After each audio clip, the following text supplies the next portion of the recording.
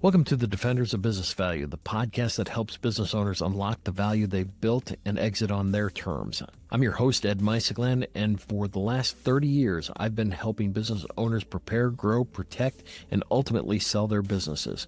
Whether you're a business owner, a buyer, or an advisor guiding others through the process, if you want to make your last deal your best one, you are in the right place. So let's get started.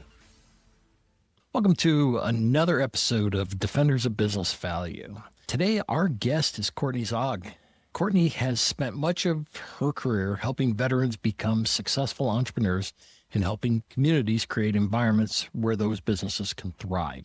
As a founder, investor advocate, and economic development professional, she has worked at the intersection of entrepreneurship, capital, and growth.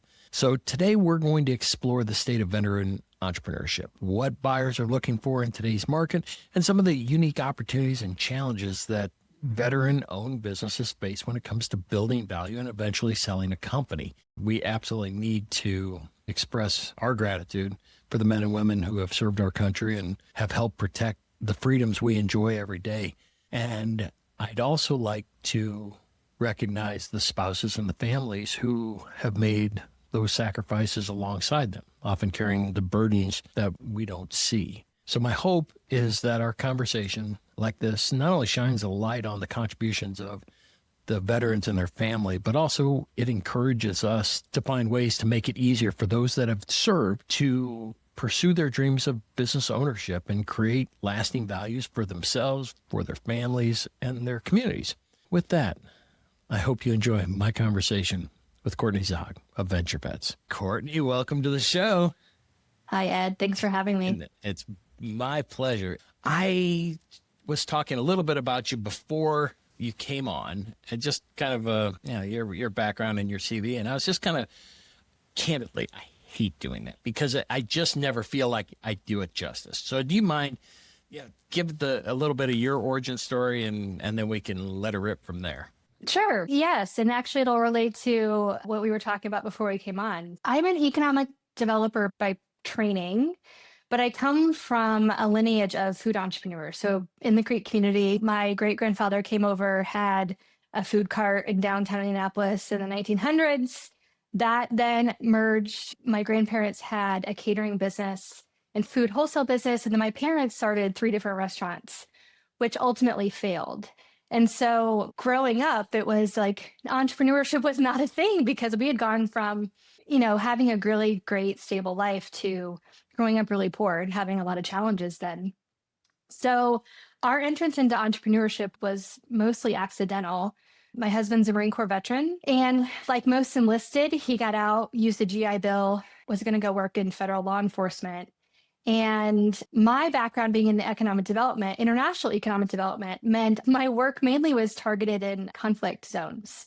And the conversation he and I had candidly when we were still dating, I came to dinner one night and I was like, hey, so I applied for this job with NATO in Afghanistan. What do you think about that? And he pauses. My husband's very stoic, but also very funny. And he pauses and he goes, well, I think that I will give you a flak jacket and a pistol and tell you good luck because I'm not going back to war. And that was the start of figuring out what are we going to do together and make an impact and work. So eventually we started our first business, our family business in construction. He's a general contractor called Zinc Contractors. And when that happened, mainly Marines reached out and said, hey, how'd you get started? How do you get customers? Who's your attorney? And we just started doing that, which then evolved into what VentureVets is today. I was so stoked when I first met you, and then I was even more stoked after doing a little bit more research on you because candidly, I think it's an underserved market. I think it's like people that are out defending our freedoms and all the things that come along with it and how we are not making it easy to get into this, into entrepreneurship. It was like, I'm all in. Let's figure this out and let's see how we might be able to get in trouble together. Love it. For people that are listening, talk about the veteran entrepreneur landscape, right? I know people are actively seeking operators, right? But we'll talk about that here in a minute. but Yes. like just in general, the U.S. landscape of veteran entrepreneurs? Yeah, they're pretty significant when it comes to the percentage of businesses that they own. But for all of the different veteran eras, there's about 17 million. Currently, there's somewhere between like 1.5 and 2 million veteran owned businesses. They employ a ton of people. Even on the flip side, I know we're talking specifically about veterans, but military spouses that are frankly can be even grittier because of their experience having to contingency plan all the time. There's almost 1 million of them as entrepreneurs.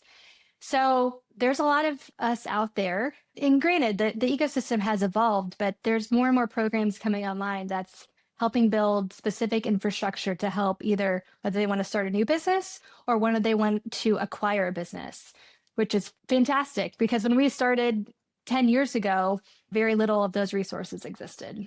I'm curious to know on the spouse side, right? You're seeing more and more influencers. I shouldn't say influencers, like Jocko Willink and Sean Right. Ryan, and Right. they're building big businesses. Which to me, I'm really stoked because it's drawing awareness to just how awesome just by training, right? The SOPs, Right. how you operate, that it's drawing attention. But the spouses caught me off guard, right? I didn't even think to look about this. And you may know that these are spouses that do VA work. Yes, truly, it's because of the challenge that they have. And I was never an active duty spouse. I met my husband after he got out. And so just having friends and being part of the ecosystem, seeing all the things that they are faced with when having to deal with when their spouse is deployed, it's significant. The virtual assistant and the remote work is really important because typically it's difficult for them to be hired for a full-time position when, their employer knows they're going to leave maybe in 18 months. They're actually much more highly educated than the general public in the US, but have about a 26% year over year unemployment rate, which is crazy considering these are folks much like their spouse where they have to have systems in order for their lives to work. There's a lot of contingency planning that has to happen. The things that they have to handle on their own and figure stuff out is so much greater than the general public. Interesting. Yeah. And not in a million years would I have thought, especially 26%. That's a big number. It's a huge number. It's a huge number. Why are veterans running to entrepreneurship now? I think it's a lot of things. The evolution of the conversations about how to kind of control your own destiny, I think have been really, really great.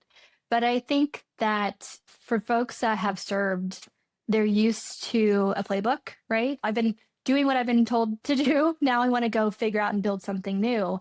I think the other thing too about entrepreneurship through acquisition is that they understand how to run things from a playbook. Once the system's set up, they're the ones that they execute both on the veteran side and on the military spouse side. So entrepreneurship through acquisition is a fantastic option for them, for us, because of those skills.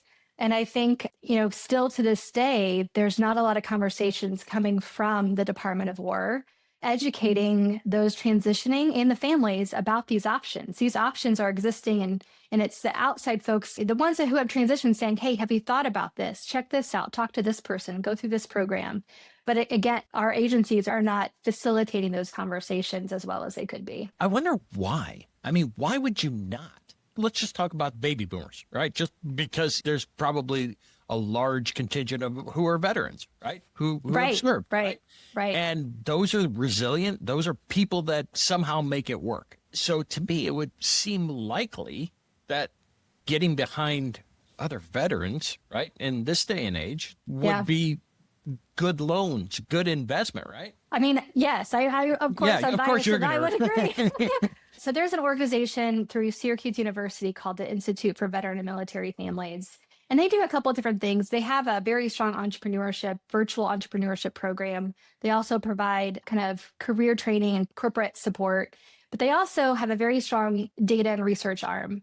And so they're the ones doing a lot of research, understanding the impact of transition for veterans and their families. And it's kind of dated data, but capital is still, for any entrepreneur, right, is high up there on the list.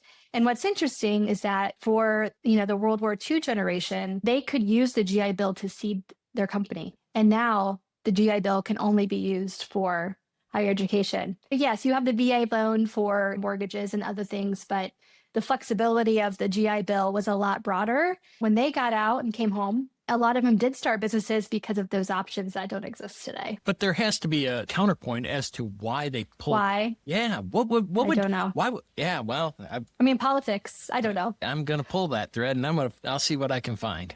I mean, we just talked about capital. Outside of that, what is the biggest challenge for veterans not getting into business? I think there's two things, the 2 points that we hope to solve for VentureVets. One is community. So when you get out, a lot of them move back home to be close to family and help raise kids, right?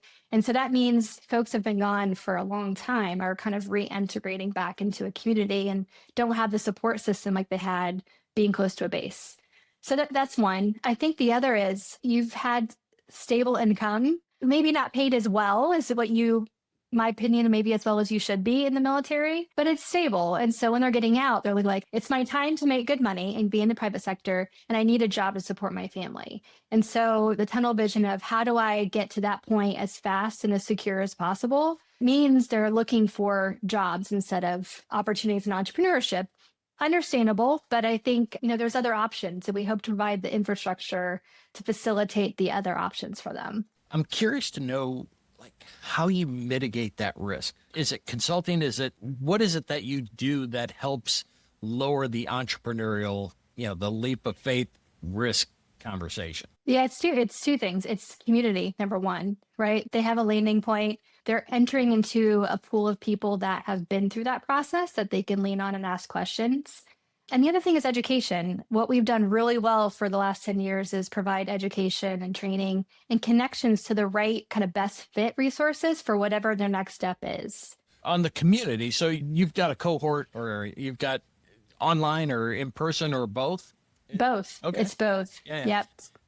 And then the education side, define what education means. I mean, it's just like how to own and operate a business or how to get into business capital. Well, it's evolved. So initially it was, if you had an idea, we'd help you frame it and put your business model together in a way that will make you successful. Meaning, do you really understand your customers? And if you do, then you can kind of put pen to paper and go out and start executing. Then that work has evolved because the ecosystem's evolved. So as I mentioned, Syracuse University, they do a lot of that programming of how to set up your LLC, how do you do customer discovery? What does marketing look like? Market research, things of that sort. And so for us, we now focus on two pathways. One is sector-specific programming. So the next accelerator for us is construction tech, where people have to have their product and service. They have to understand the market. We can help accelerate that product or service and connect them to corporate customers. And then on the flip side, we also provide, I would say, digital skills training. So we've done several cohorts teaching folks about AI for business optimization, cybersecurity for their business, data analytics, digital marketing, things of that sort. And so it's, for folks that are kind of beyond, they're still early stage, but it's beyond the idea and help them accelerate it. This is a loaded question. Oh boy. So no, that's all right. So when you look at a veteran versus non-veteran, right? Yeah. Business owner, I'm certain you've seen them both. What do you think is the key difference? I think that, and I know I'm biased, right? But I think this level of work ethic, and candidly, I think sometimes the work ethic, if I say from personal experience in our own home, has been we'll work harder, maybe not always smarter at first, but we will work harder. We'll outwork anyone in the room. So the work ethic piece, I think, is important. I remember one founder who told me one time, I want to make sure this business is set up so I'm not working more than 40 hours a week. This is a new business, mind you. He's not purchasing a business. And then in my mind, I'm like, you're going to have a hard, rude awakening of what it means to build and what it means to make it successful. I think it's work ethic. I think it's contingency planning. The amount of things that they have to have in terms of backup plans and checking is way different than the general population. And the third is just leadership. At any point in the military service, and frankly, even as a military spouse, you have to pick things up and go. You're constantly having to lead others and figure out when the next step is, then be able to support the people behind you and lead and have them lead the people behind them. And I think those are the three key things, work ethic, contingency planning, and leadership. I would add deliberate, right? Ooh, Because that's a good word. every veteran that we've worked with, there's not a whole lot of posturing. The commonality that I've always said, and I'm happy to work with every one of them, is just the same thing, is that as soon as you have that conversation, right? I may have gotten lied to. They may have been full of it for all I know, but it doesn't feel that way. It feels like they're going to get stuff done. This is where I'm at. This is what I need. Figure it out, right? Kind of thing. Right. So, yeah. Yes, that's very true. Especially the Marines. They're very direct. Well, but I appreciate that. It's easier to help somebody if you truly know what's going on, right? Or whether I agree or disagree, at least you know exactly where they stand. Clarity. Yeah. Yeah. Oh, that's a good one too. Clarity. Yeah. So veteran statuses. We started to talk a little bit about that. Can you talk about that status, what it means, and then we can pull that thread? Yes. So the veteran-owned business, and there's different types, right? The service-disabled, veteran-owned small business. Truly, that's the focus for federal, state, and local contracts. And I'll talk mostly about the federal for this perspective. The Department of War budget is like $1.5 trillion for fiscal year 27. It makes sense to have the designation. I think that the value, of course, is what sector you're in and your end goal. For us, as we've gone back and forth between commercial construction and residential construction, we're not going after federal contracts when we're doing residential work, of course, right? And so for us, it's not as important, but certainly for anyone in construction wanting to do commercial work, it's a huge opportunity. There's a lot of work coming online, but the challenges would be it's still about relationships. And so if the company, the veteran that owns a company, has a relationship and has that contract with a prime and with the federal government, what happens when it's time to exit and that relationship shifts? We've received a handful of calls from folks that are looking to exit their business. They're a veteran-owned business and looking for other veterans to take over for that reason. They want the continuity of that contract and that designation to continue. And it's challenging. That's challenging to find, the right person to do that. It also limits your buyer pool. What is the procedure for the veterans that are just, this is their first venture, no pun intended, into this? What does it take to get a contract? Well, it takes time. And even when you get a contract, and again, it's dependent on the sector, it takes relationship building, which takes time, and payment for when you get paid for that work takes time. And so the other challenge, this is generally when you have government contracts, is that you have to make sure that you have a commercial line set up in addition, because, the Army may not pay for 18 months. And so what are you going to do? How are you going to make payroll? Are there friendly banks out there that come along and say, yeah, we can help you. We know the challenges and we're going to help stand you up and get this done? There are some friendly banks. There are also some banks that say, I wish I could help you, but we can't. We have partnered with even some innovative fintech platforms that then offer a variety of different options. In terms of going to finances for government contracts, you have to have your finances in place. So being new is very challenging, not only because it's going to take 18 months potentially for you to get paid, but also they have to have proof that you're a revenue-making company. It's always dependent. But when you're fresh out of the military, you don't have business credit, definitely probably don't have corporate credit. And maybe your finances weren't that great because you went in at 17 and didn't know how to manage money. That prevents some challenges for them. Is there any entity or anybody that comes alongside and, I don't say vouches, but like you got your SBA guarantee? I'm curious to know, is there like a veteran's guarantee? Wouldn't that be great I don't know of any, but wouldn't that be interesting? No, if you had would be. There's one bank actually in Oklahoma led by an Army veteran herself, Jill Castilla, who has launched a digital bank called Roger that fundamentally is set for active duty military to build their finances and build their business credit, build their personal credit, and provide support so that when they get out, they're much more ready and able to secure larger commercial loans for whatever business is. So some of that work is happening, but it's not across the board, unfortunately. Well, that's okay. There's a source, right? That if there's one source and that becomes successful, then there becomes lots of sources that try to emulate. So Rock on. So Roger, that's the name of the bank, Roger. That's Roger Bank in Oklahoma. Jill Castilla is the CEO there. Nice. Yeah. So we started to tinker a little bit about exiting, right? That's a real challenge, whether it's veteran, minority, WBE, whatever the case is. Those that have contracts, right? That creates a real challenge on the way out, right? Right. And so I know VentureVets is a lot of concentration on startups, but once you get started, the business owner veteran has to be thinking about the diversification of revenue. I'm thinking of the business ownership journey, right? You get a contract, you're in the contract, you're doing it, and it's hard to diversify, right? Because you got awarded something that you now have to deliver on, right? Any thoughts on what do we do about on the way out? Yeah.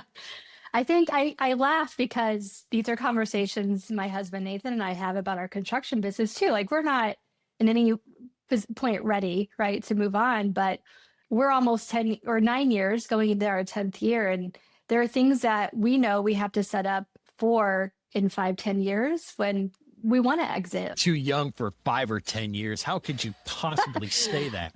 Well, we have lots of ideas, Ed. So all right, I get you. You got other plans. All right. we have plans, but not soon. Not soon. Yeah, like I get you. we're in a good spot. But it's really hard. I think that's where, from our perspective, and even going through it ourselves, in the beginning, we knew we wanted to diversify our revenue so that we weren't just dependent on one.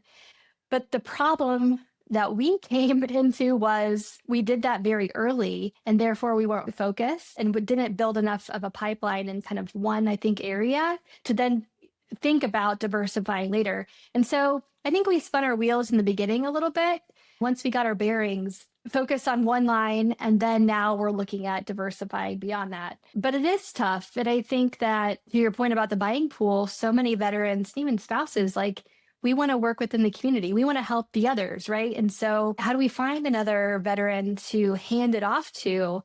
That requires a lot of education on both the buyer and the seller side, which you guys are doing, but there more needs to be done. I'll tell you what, I do want to circulate amongst the marketplace crowd, so to speak. If it's a veteran business, and we got to think about confidentiality, but wouldn't it be interesting if on these marketplaces that there's a badge, right? That this is a veteran-owned business, that it signals to all the other veterans that are looking at buying a business or getting into business or getting into a franchise, that this is a veteran-friendly business. That might be pretty interesting because now, outside of the confidentiality, you're signaling that you, as a incoming entrepreneur, can thrive because other venture entrepreneur is thriving now, right? Right. I guess I'm trying to figure out what's the best way that we can serve the people that have defended us, right? I mean, what are the deficiencies in the marketplace that it's like, we need this solved, right? And we need it solved quickly. You got any thoughts on that? And I know it's kind of off topic and loaded question, but I just think that drawing some awareness to it is important. I think it's just that, the awareness piece. Over the last several years, there have been two in particular organizations that have been highlighting entrepreneurship through acquisition for veterans, which is great. The connectivity between those organizations and the Department of War and transitioning military is, there's still a lot of space in between. And so the way we do that is, even for VentureVets, like, you attend events and you partner with others in the ecosystem to share and to spread awareness. Still, to this day, so much of information gets spread by simple word of mouth. And I use that term a little bit loosely, of like even Facebook groups of like, hey, I am coming to Indy. I'm moving back to Indianapolis. I don't know anyone. I'm looking for this. They might be trying to Google like veteran entrepreneurship through acquisition Indianapolis, but they're actually getting the information from the community here. And so I think highlighting the community and partnering with the VentureVets community and like broader community work is the way to go. But it's not, it's still going to be messy. But it's so interesting why it needs to be messy, right? I mean, to me, it's like, I may be looking at through rose glasses. I don't know. I just find it astounding that we can't bypass a lot of the bureaucracy and a lot of the speed bumps in order to help.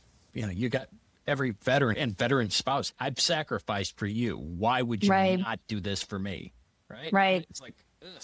Well, and I think that actually circles back to something that you and I have talked about, and that's, my work with Right to Start and the Office of Entrepreneurship and Innovation. I think those conversations are continuously taking place and between different agency heads and throughout the state of how do we provide better connectivity between those resources and the military community here. So it's happening. It's just, never as fast as what an entrepreneur, you and me, want it to be. But I'm trying to figure out, why doesn't it move faster? There's capital, right? I get all kinds of emails and we're looking to do deals and on and on and on. What is slowing them up? Personally, I hope that there is a separate level. You've got your SBA guarantee.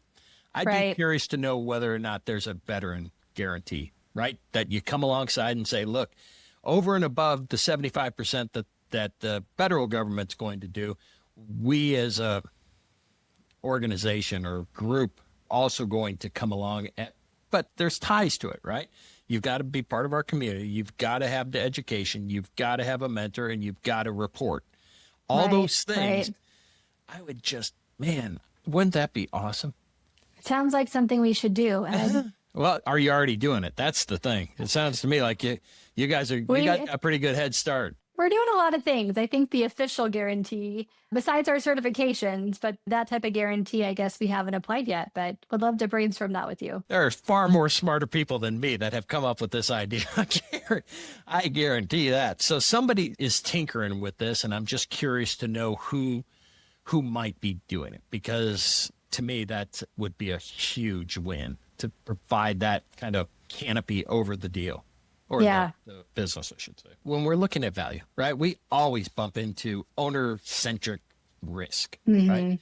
As a veteran, right, as a result of your designation, you got the contract, you got all kinds of things that are working in your favor. And now all of a sudden, not only do you have the risk of the contract, but now you also have the risk of the owner. You guys doing anything special that is mitigating that risk? I would say no. And I think especially when it comes to helping, especially folks that are looking to exit, what we have found, and in the small business world, in the venture world, a lot of folks won't invest in small businesses or startups on the venture side if they don't have co-founders, because it really is about the team.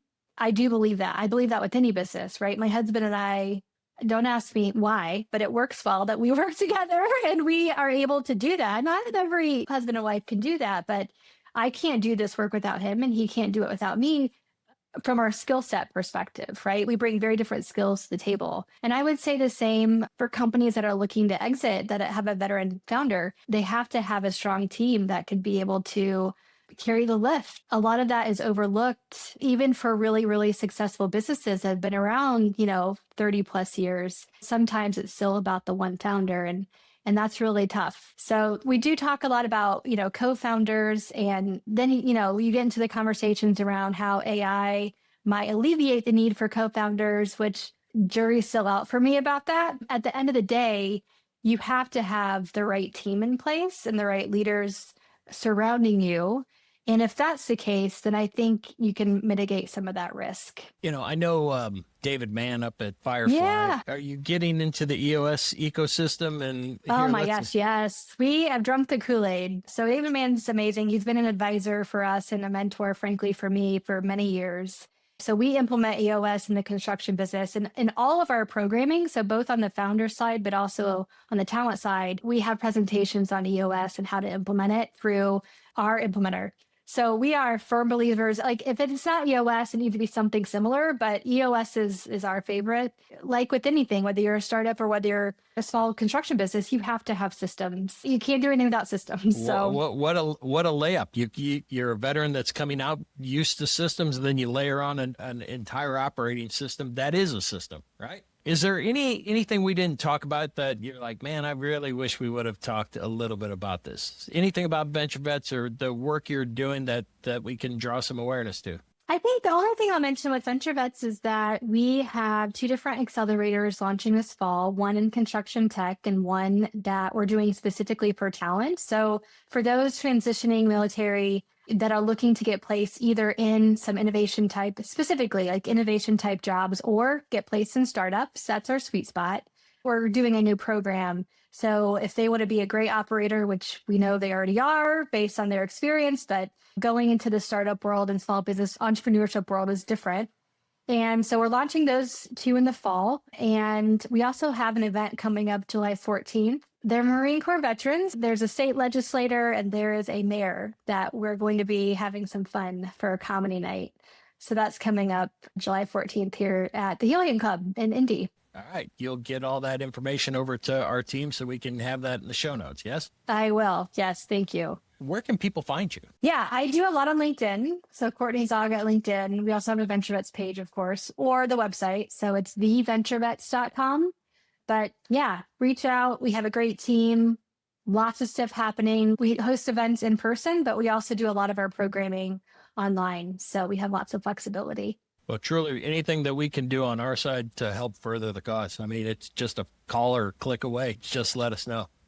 Thanks, Ed. I look forward to brainstorming with you of how to do all this stuff. Right on. And seriously, I'm so grateful for the time, and I pray that we're able to help a lot of the veterans that have given so much for all of us. So thank you. Thank you. Thank your husband. Grateful. I will. Thank you. Thanks for listening to the Defenders of Business Value. If today's episode helped you think differently about building or selling a business, follow the show so you don't miss what's next. And if you want to become a more informed, confident owner, the one who knows how to grow, protect, and eventually exit at maximum value, subscribe to my newsletter. The link is in the show notes. And if you're ready to talk about your next deal, connect with me on LinkedIn. So until next time, we'll see you soon.